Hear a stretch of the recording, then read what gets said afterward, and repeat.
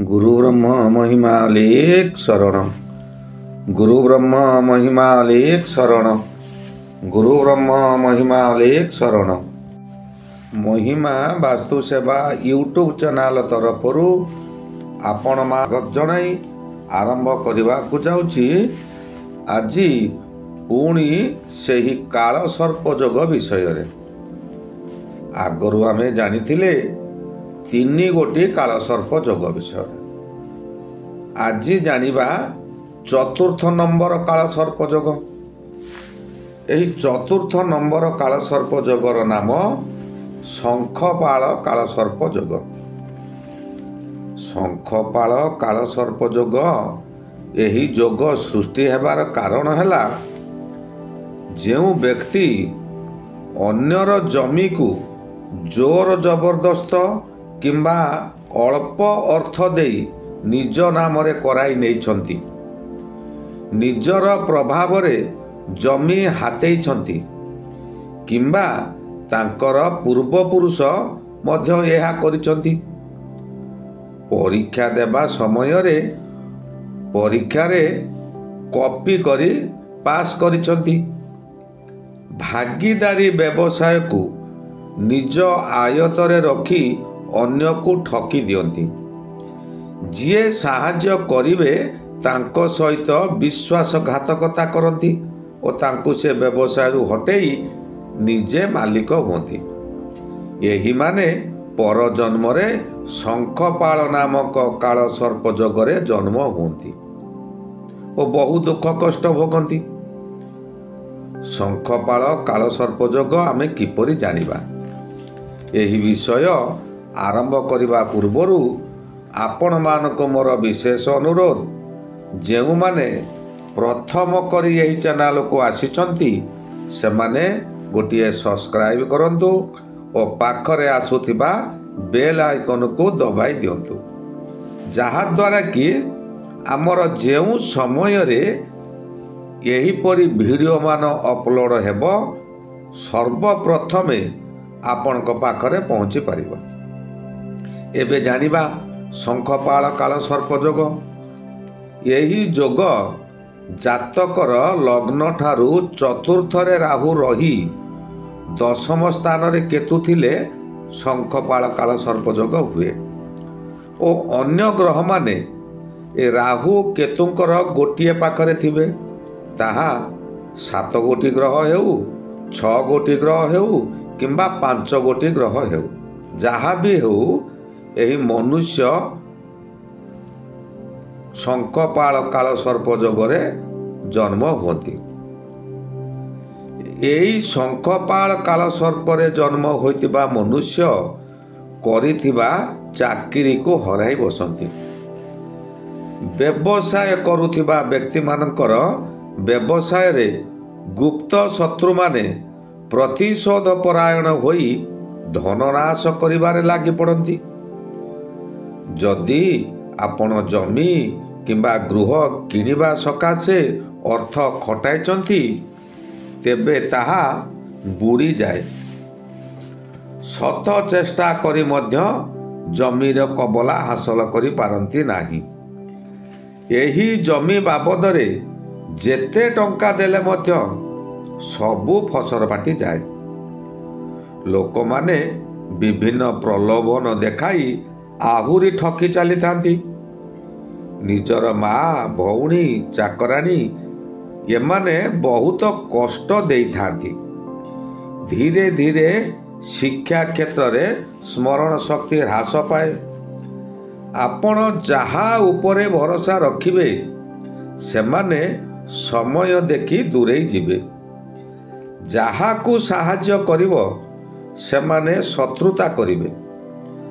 जदि आपण जानवाहन करी व्यवसाय करुछंती अन्य लोक माने ताहा खाई आपणकर व्यवसाय को बुड़ाई देबे। बहु कष्ट रे ऋण परिशोध करने को जाई आपण सर्वशांत हो जिबे। देवालिया लंठन दुआरे टंगा हेब। चतुर्पार्श्वरे शत्रु माने घेरी करी रहिथिबे, तथापि किछि लोक विभिन्न आड़ देखाई ଆପଣଙ୍କୁ ଆହୁରି ବିପଦ ମୁହଁକୁ ଠେଲିଦେବେ। ଏହି ଶଙ୍ଖପାଳ ଯୋଗ କାଳସର୍ପରେ କେତୁ ଦଶମରେ ତଥା କର୍ମଗୃହରେ ନିଶ୍ଚୟ ଥିବେ। ଏହାଦ୍ୱାରା କ'ଣ ହେବ ନା ଆପଣଙ୍କର ପିତାଙ୍କ ସହିତ ପ୍ରବଳ ମନାନ୍ତର ହେବ। ମନୁଷ୍ୟ ବିଭିନ୍ନ ପ୍ରକାର ଦୁର୍ଭାଗ୍ୟର ସମ୍ମୁଖୀନ ହୋଇଥାଏ। ଶକ୍ତିହୀନ ମୂର୍ଖ ହୋଇ ମନ ଇଚ୍ଛା ବ୍ୟର୍ଥ ପରିଶ୍ରମ କରନ୍ତି। ଦର୍ପ ଓ ଅଭିମାନରେ ପରସ୍ତ୍ରୀଗାମୀ ହୁଅନ୍ତି। ଦୁରାଚାରୀ ବ୍ୟଭିଚାରୀ ହୋଇ ନର୍କଗାମୀ ହୁଅନ୍ତି। ମାଆଙ୍କର ସର୍ବଦା ଆଖିରୁ ଲୁହ ବୋହି ତାଙ୍କର ନେତ୍ର ରୋଗ ହୋଇଯାଏ। ଏପରି କର୍ମ କରିବେ ଯେ ଆପଣ ରାଜଦଣ୍ଡରେ ମଧ୍ୟ ଜେଲ୍ ଯାଇପାରନ୍ତି। ପିତୃ ଆଶୀର୍ବାଦରୁ ବଞ୍ଚିତ ସନ୍ତାନ କେବେ ହେଲେ ସୁଖରେ ଚଳିପାରନ୍ତି ନାହିଁ। ପିତାଙ୍କୁ ବହୁତ କଷ୍ଟରେ ଚଳିବାକୁ ହୁଏ। 45 ବର୍ଷ ଯେତେବେଳେ ହେଇଯିବ, ସେ ସମୟରେ କୌଣସି ଠାରୁ ଶସ୍ତ୍ର ଭୟ ଥାଏ। ରାହୁ ଚତୁର୍ଥରେ ରହିଲେ ତାହାଙ୍କର ଦୃଷ୍ଟି ଦ୍ୱାଦଶ ଦୃଷ୍ଟି ତୃତୀୟକୁ, ଦ୍ୱିତୀୟ ଦୃଷ୍ଟି ପଞ୍ଚମକୁ ଓ ଦଶମ ଦ୍ୱାଦଶ ଗୃହକୁ ମଧ୍ୟ ଦୃଷ୍ଟି ରହେ। ଏହାଦ୍ୱାରା ଅଶୁଭ ଫଳ କ'ଣ ମିଳେ? ତୃତୀୟକୁ ଦୃଷ୍ଟିରେ ରହିଲେ ନିଜ ବାହୁବଳରେ ଧନ ରୋଜଗାର କରିବ। ପ୍ରାୟତଃ ପ୍ରତ୍ୟେକ ସ୍ଥାନରେ ନିଜେ କାହାରି ସାହାଯ୍ୟ ନ ନେଇ କାର୍ଯ୍ୟ କରିଥିବ। କିନ୍ତୁ ପୁତ୍ର ପ୍ରତି ତାଙ୍କର ଭାରି କଷ୍ଟ ଥାଏ। ସର୍ବଦା ସେମାନଙ୍କର ସର୍ପ ଭୟ ଥାଏ। ଅଗ୍ନି ଭୟ ଦ୍ୱାରା ଅନ୍ୟ ଲୋକଙ୍କର ମଧ୍ୟ ଭୟ ହେବ, ଆଉ ଅନ୍ୟ ଲୋକମାନଙ୍କ ଦ୍ୱାରା ମଧ୍ୟ ଆପଣଙ୍କ ଉପରେ ଭୟ ରହିବ। ଭାଇମାନେ ଆପଣଙ୍କର ଧନହାନି କରାଇବେ। ଭାଇଙ୍କୁ ବହୁ କଷ୍ଟ ମଧ୍ୟ ହେବ। ପଞ୍ଚମ ସ୍ଥାନକୁ ଦୃଷ୍ଟି ଥିବାରୁ ମନୁଷ୍ୟକୁ ସନ୍ତାନ କଷ୍ଟ ମିଳେ। ମନୁଷ୍ୟ ନିଜ କର୍ମ ଓ ନିଜ ଭାଗ୍ୟ ଯୁକ୍ତ ହୁଏ, ତଥାପି ରାଜପକ୍ଷ ତରଫରୁ ବିଜୟୀ ହୁଅନ୍ତି। ଦୁର୍ଭାଗ୍ୟ ଯେ ଆପଣ ଯେତେ ମନ ଦେଇ ପାଠ ପଢ଼ନ୍ତୁ, କିନ୍ତୁ ପାଠରେ ମନ ରହିବ ନାହିଁ। ସମୟେ ସମୟେ ଆପଣ ଚତୁର୍ଦିଗ ଯାଇକି ଟିକେ ଘୁରି ବୁଲିବେ। ବୁଲିବାଟା ଆପଣଙ୍କର ସାର ହେବ। ଅଷ୍ଟମ ଘରକୁ ଦୃଷ୍ଟି ନିଜ କର୍ମ ଓ ପିତୃ କୋପରୁ ନିଜର ବଂଶ ବୁଡ଼ିଲା ପରି ହୁଏ। ମନୁଷ୍ୟ ବହୁ ବ୍ୟାଧିଯୁକ୍ତ ହେବ। ଖୁବ୍ ଦୁଃଖରେ କାଳାତିପାତ କରିବ। ଅତି ନୀଚ କର୍ମରେ ରହି ଜୀବିକା ଅର୍ଜନ କରିବ। ଏହି ବ୍ୟକ୍ତିମାନେ ଅନେକ ସମୟରେ ପଶୁ ହରଣ କରନ୍ତି। ଏହା କିଛି ଅସମ୍ଭବ ନୁହେଁ। ଶେଷ ଜୀବନରେ ଭଗନ୍ଦର ରୋଗରେ ପୀଡ଼ିତ ହୁଅନ୍ତି। ଦଶମ ସ୍ଥାନକୁ ଦୃଷ୍ଟି ଥିବାରୁ ଏହା କର୍ମଘର ହୋଇଥିବାରୁ ପ୍ରତ୍ୟେକ କର୍ମରେ ଆଗେଇ ଚାଲନ୍ତି, କିନ୍ତୁ ବାଲ୍ୟ ଅବସ୍ଥାରୁ ପିତୃବିୟୋଗ ହୋଇଥାଏ। ଏହାଦ୍ୱାରା ମାତା ବହୁତ କଷ୍ଟ ଭୋଗନ୍ତି। କାହାରି ମାତା ଦୀର୍ଘାୟୁ ହୋଇଥାନ୍ତି। ବ୍ୟବସାୟ କ୍ଷେତ୍ରରେ ଅଚାନକ କ୍ଷତି ଘଟେ। ଦଶମ ସ୍ଥାନକୁ ଦୃଷ୍ଟି ଥିବାରୁ ମନୁଷ୍ୟ ଦ୍ୱାଦଶ ସ୍ଥାନକୁ ଦୃଷ୍ଟି ଥିବାରୁ ମନୁଷ୍ୟ ଶଯ୍ୟା ସୁଖରୁ ବଞ୍ଚିତ ହୁଏ। ଅତ୍ୟଧିକ କାମୁକ ପ୍ରବର ହୋଇ ପର ସ୍ତ୍ରୀ ହରଣ କରନ୍ତି। ଏମାନେ ଭାରି କୃପଣ ହୋଇଥାନ୍ତି।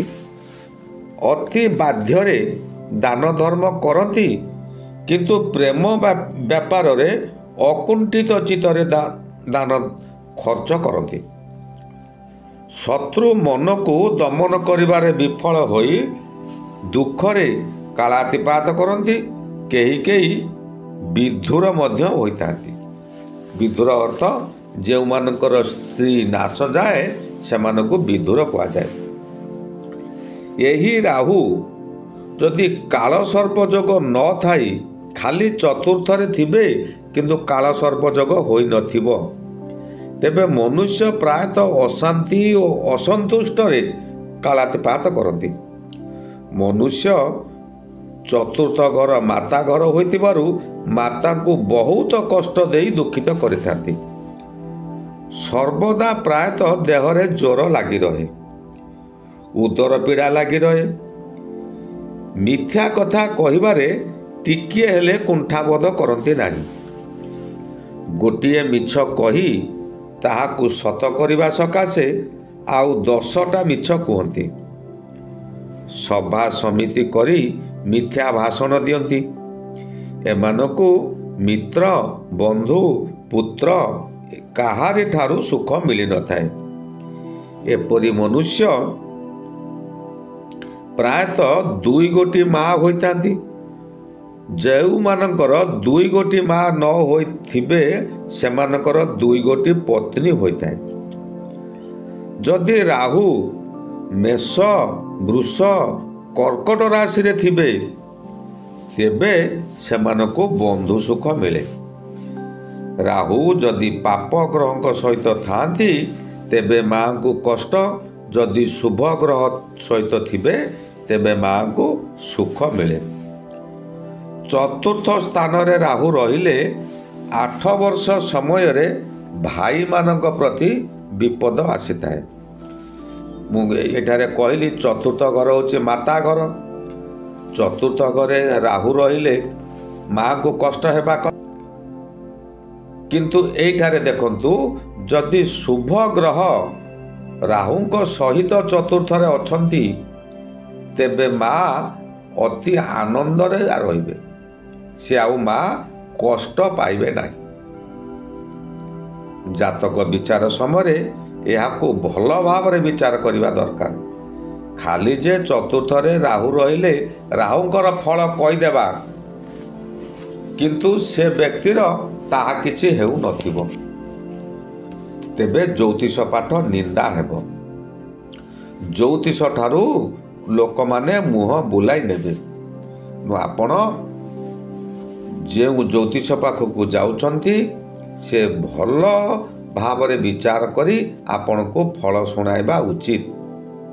ଆଜି ଏଇଠାରେ ରହିଲି। ଏହାର ପରବର୍ତ୍ତୀ ଅଧ୍ୟାୟରେ ପୁଣି ପଦ୍ମକାଳ ସର୍ପ ଯୋଗ କଥା ଆଲୋଚନାକୁ ଆଣିବା। ସେ ପର୍ଯ୍ୟନ୍ତ ମୁଁ ବିଦାୟ ନେଲି। ଶ୍ରୀ ଗୁରୁ ମହିମା ଅଲେଖ ଶରଣ, ଶ୍ରୀ ଗୁରୁ ମହିମା ଅଲେଖ ଶରଣ, ଶ୍ରୀ ଗୁରୁ ମହିମା ଅଲେଖ ଶରଣ ଶରଣ।